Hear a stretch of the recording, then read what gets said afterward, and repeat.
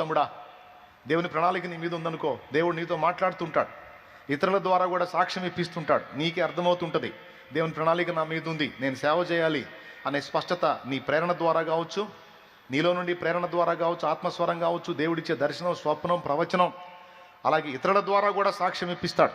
స్త్రీకైనా పురుషుడికైనా అందరికీ చెప్తున్నా, నీ మీద దేవుని సేవా పిలుపు ఏర్పాటు ఉంటే అది నీకు స్పష్టపరుస్తుంటాడు. దేవుడు పదే పదే నీతో మాట్లాడుతుంటాడు, నువ్వు రా, నా పని చేయాలి, నువ్వు రా అని మాట్లాడుతుంటాడు. కొంతమంది సులభంగా లోబడతారు, కొంతమంది లోబడరు, మొరాయిస్తారు. మొరాయించినప్పుడు దేవుడు 1, 2, 3 చూస్తాడు. ఎంతకి వీడు లోబడట్లేదు అన్నప్పుడు యాకోబు తొడ గూటి మీద కోటింగ్ ఇచ్చినట్టు కోటింగ్ పడిద్ది. ఎందుకంటే కోటింగ్ పడకపోతే నువ్వు లొంగి లైన్లోకి రాకపోతే నీ ద్వారా రక్షింపబడాల్సిన ఆత్మలు నశించిపోతాయి.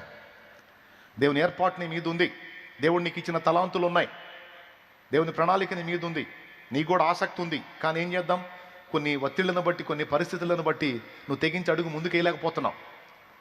కాబట్టి దేవుడు నువ్వు తెగించేటట్టు చేస్తాడు, ఎందుకంటే నన్ను అలా చేశాడు. నా అనుభవం చెబుతున్నా మీకు.